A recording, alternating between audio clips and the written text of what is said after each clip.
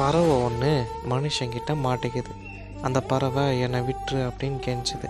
ஆனால் அந்த மனுஷன் இல்லை விட முடியாது அப்படின்னு சொல்கிறான்.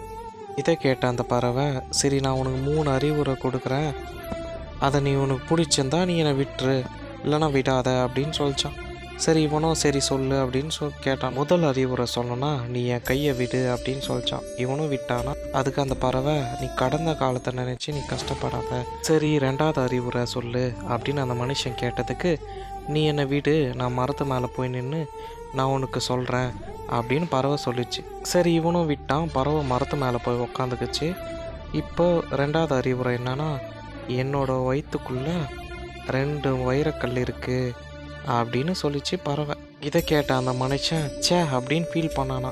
சரி 3வது அறிவுரை சொல்லுனா, இப்போ தானே சொன்னேன் உன்னோட கடந்த காலத்தை நீ நினச்சி ஃபீல் பண்ணாத, 2வது யாரையும் நம்பாதன்னு சொன்னேன், என் வயிற்றுக்குள்ளே எப்படி 2 வைரக்கல் இருக்கும் அப்படின்னு சொல்லிட்டு சிரித்து பறந்தே போச்சான்.